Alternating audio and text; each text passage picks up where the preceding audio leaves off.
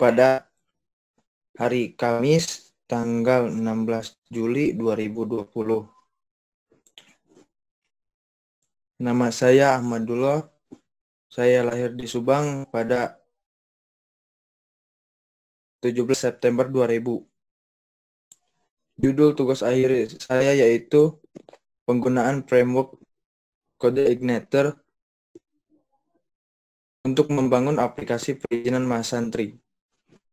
Latar belakang saya membuat aplikasi perizinan yaitu kurang rapi dan data kurang jelas, terus banyak pelanggaran yang tidak tercatat.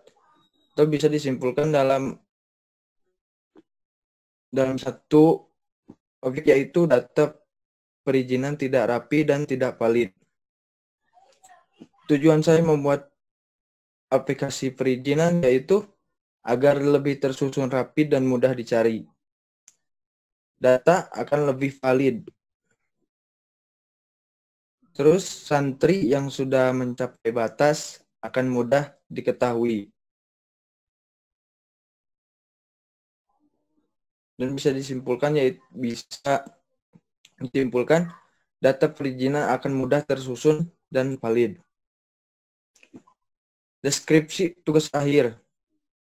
Framework Code Igniter. Template pembuatan aplikasi yaitu berbasis PHP.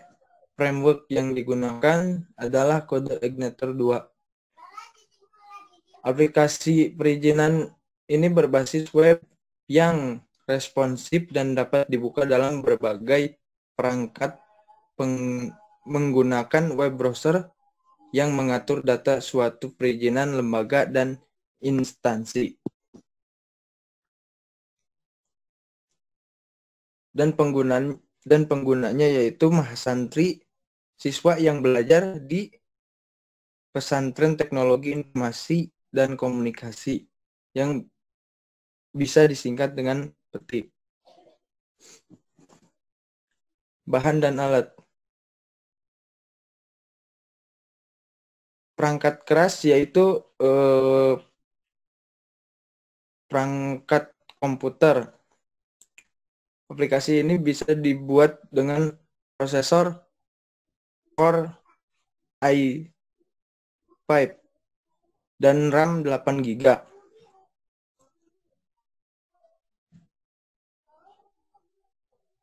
Dan perangkat lunak yang pertama sistem operasi Windows, Microsoft Windows 7, 8, 10. Dan tipenya 32 bit or 64 bit. Yang kedua Sublime Text 3 yaitu kode Igniter dan versinya 3.1.10. Yang ketiga XAMPP Web Server versinya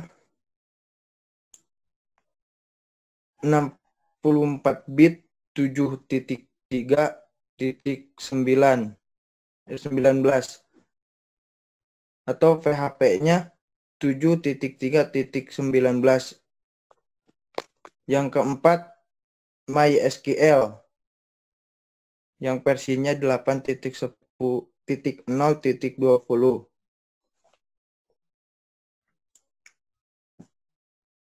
Skema pengerjaan tugas akhir yaitu planning, lalu penyiapan bahan dan alat, pembuatan flowchart, pembuatan mockup, penyusunan IRD diagram, pembuatan aplikasi, testing, dan publish.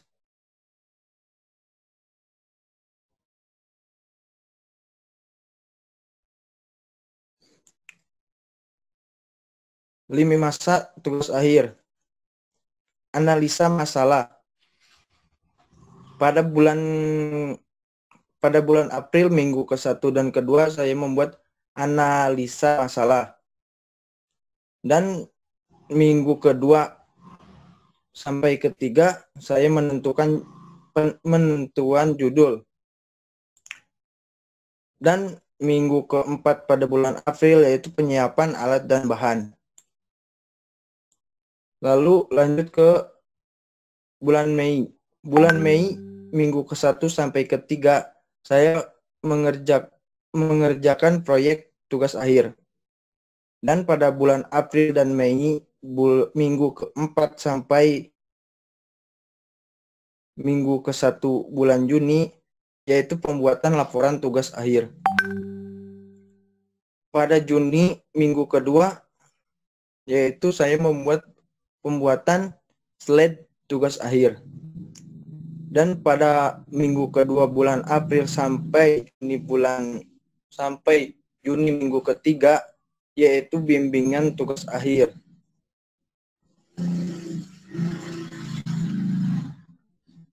Minggu ketiga Juni sampai minggu keempat yaitu TA selesai. Pencapaian tugas akhir yaitu yang pertama planning, yang kedua penyiapan bahan dan alat, dan yang ketiga flowchart.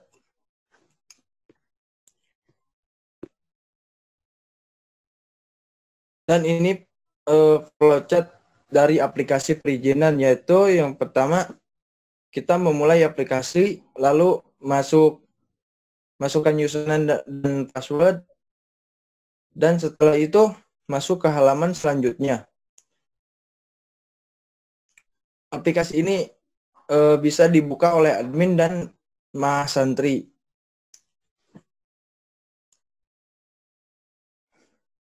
Jika admin ingin menghapus atau melihat data dan bisa menambahkan atau menghapus santri yang mencapai perizinannya sudah mencapai 5 kali.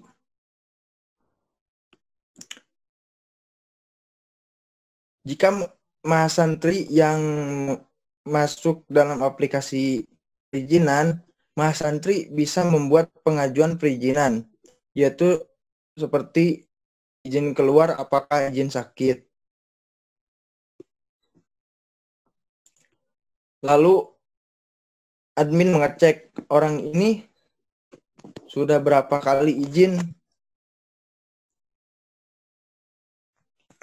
Jika mahasantri tersebut sudah 5 kali izin dalam sebulan, maka akan ada notifikasi penolakan. Jika mahasantri dalam sebulan hanya izin 2 kali, maka mahasantri dikonfirmasi kepada pengasuhan. Dan pengasuhan bisa mengecek kondisi santri.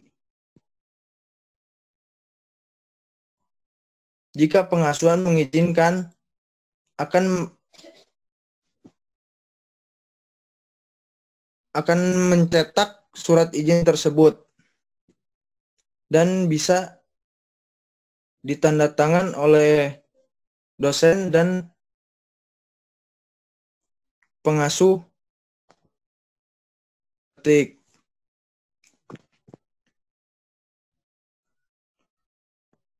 Seperti itu flowchart yang saya buat dalam aplikasi saya. Kemudian kesimpulan. Yang pertama, aplikasi perizinan mahasantri ini harus dibuat agar data perizinan mahasantri bisa tersusun rapi dan meminimalisir pelanggaran perizinan mahasantri.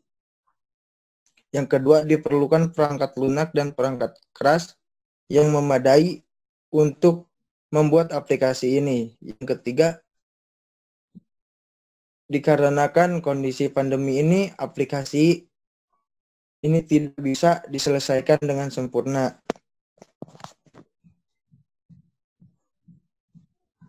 Ya, mungkin itu slide yang bisa saya presentasikan. Mohon maaf bila ada kesalahan. Wassalamualaikum warahmatullahi wabarakatuh. Waalaikumsalam warahmatullahi wabarakatuh. Baik, terima kasih dulu atas presentasinya. Nah, memasuki sesi tanya jawab kepada penguji 1, Pak Indra, waktu dan tempat saya persilahkan. Oke, terima kasih Pak Prana. Coba dulu kameranya agak dijauhkan dikit. Jangan terlalu. Oke. Kumaha damang Adul? Alhamdulillah. Damang. Damang. Oke. Tanya-tanya boleh ya dulu ya? Iya Kak. Oke. Tadi di latar belakang dulu menyatakan bahwasanya perizinan mahasantri salah satunya tadi coba ditampilkan deh tadi slide-nya, lupa saya. Coba ditampilkan.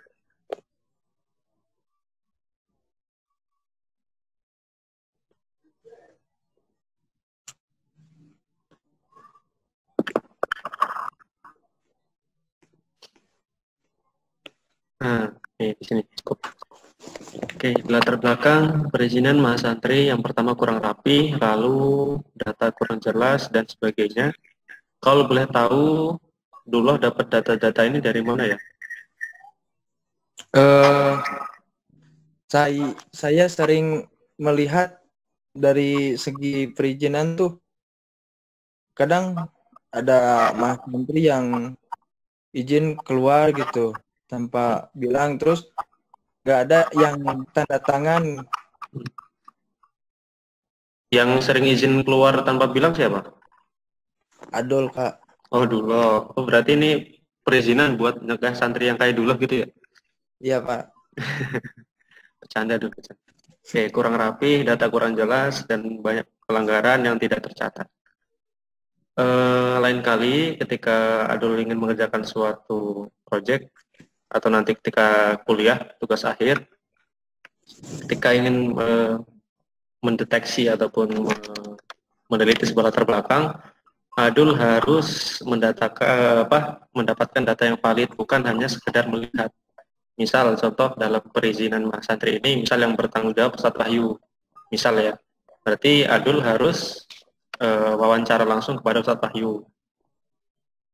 Wawancara terkait proses perizinan yang berjalan sekarang di pesantren petik seperti apa. Jadi Adul bisa menyimpulkannya, tidak hanya melihat oh sekilas kayak gini. Jadi biar datanya lebih valid. Gitu ya. Iya Pak. Selanjutnya tadi di deskripsi tugas akhir dulu mencantumkan ada kalimat kode igniter versi 2. Kenapa dulu milih yang versi 2? Karena nah ini sini. Framework kode igniter adalah, dan yang framework yang digunakan kode igniter versi 2. lebih banyak gitu Pak fitur-fiturnya. Oh, fitur-fiturnya lebih banyak ya? Iya Kak. Oke, coba digeser lagi slide-nya. Nah, di sini di perangkat lunak dulu mencantumkan kode igniter versi 3. Nah, ini pakai versi 2 atau versi 3 ini sebenarnya?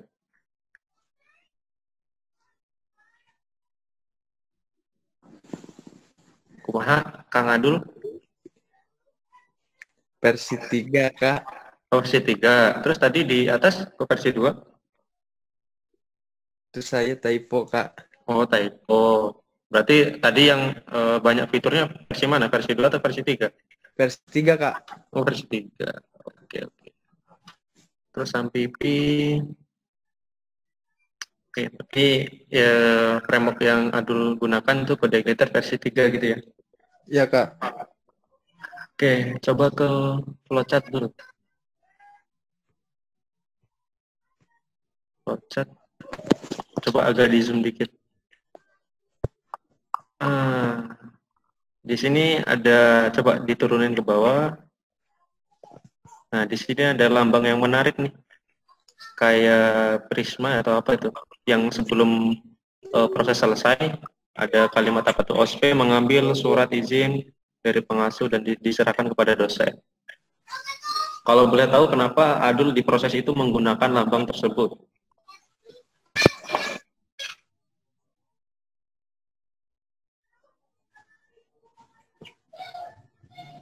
Halo Adul, Iya Kak, tadi dengar pertanyaannya atau perlu diulangi? diulangi Kak, agak Oh, oke.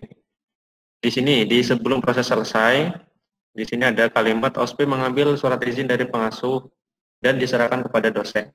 Nah, ini kalau boleh tahu kenapa dulu pada proses flowchart di bagian ini dulu menggunakan lambang seperti itu. Kalau boleh tahu lambang seperti itu digunakan untuk apa?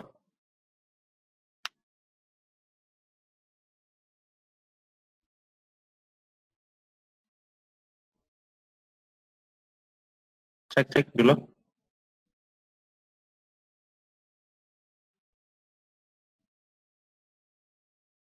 Saudara dengar suara saya?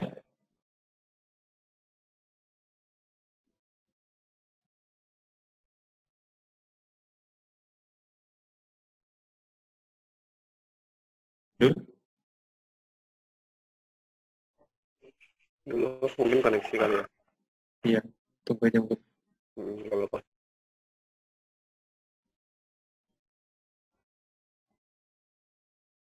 Wah, kabur. Kumaha ya, kabur dia. Si dulu, si dulu menghilang. Koneksi kayaknya ini.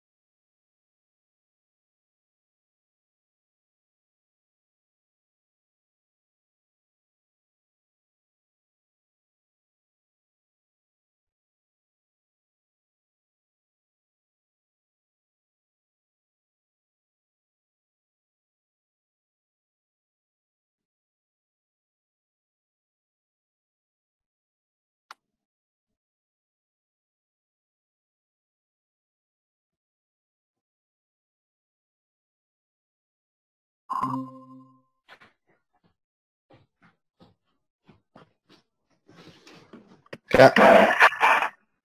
Gimana? Tadi bisa keluar, kenapa? Ke penyimpanannya penuh Kak. Oh, oke, oke. Coba dijawab tadi pertanyaan masih ingat nggak? Yang tadi Yang di jadi flowchart itu. ya siapa saja yang bisa mengambil surat izin tersebut, bisa minta izin ke OSP-nya karena si orangnya lagi sakit, jadi minta izin ke OSP untuk mengambil ke pengasuh dan bisa ditandatangan oleh dosen. Hmm. Oke, yang saya tanyakan proses dari lambang itu tuh menggambarkan tentang apa? Kan kalau kotak, kalau di flowchart tuh kalau lambang kotak tuh berarti melambangkan sebuah proses. Kalau yang kayak layang-layang dia menggambarkan sebuah kondisi. Jika kondisi A itu nanti berlanjut ke proses yang bagaimana, jika kondisi yang B itu berlanjut bagaimana. Nah, pada yang tadi itu dulu menggunakan lambang yang cukup unik tuh. Itu kira-kira lambang itu digunakan untuk apa tuh?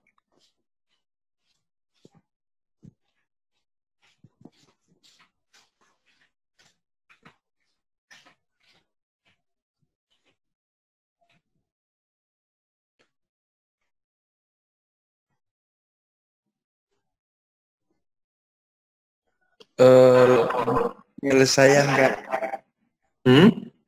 penyelesaian. Penyelesaian. Oke. Sedikit meluruskan kalau lambang yang seperti dulu tadi gunakan itu adalah simbol lambang untuk manual sistem yang orasi yang berjalan secara manual. Jadi contoh pengoperasian sebuah proses yang dia tidak berjalan di komputer.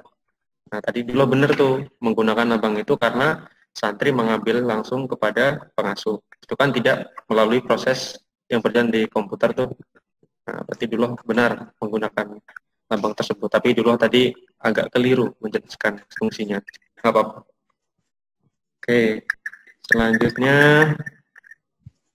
tadi untuk progresnya dulu baru sampai flowchart ya. Iya Kak, Belum sempat ngoding di Udik? belum Kak. Belum, bukannya udah ya waktu itu? Atau belum? Belum, cuman Belum. pembuatan database. Oh, pembuatan database. Iya Kak. Oke.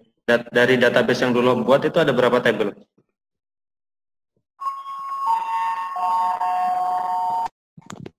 Ada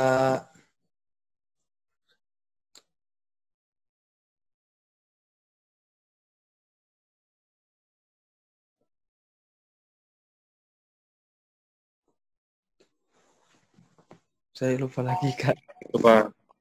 Ya, Kalau Kak. boleh tahu fungsi dari database itu buat apa? Fungsi dari database itu menyimpan data-data Data-data apa? nama mahasantri. Hmm. Berarti kalau database sudah dibuat, harusnya IRD udah buat ya? Apa Kak? Harusnya kalau database sudah dibuat, IRD udah dibuat belum? Belum Kak. Emang kalau IRD apa? IRD itu eh, penambahan data, pengubahan data, dan penghapusan data. Berarti IRD itu penambahan data, apa tadi? Pengubahan data. Pengubahan data dan penghapusan data gitu. Iya Kak. Bedanya IRD sama flowchart.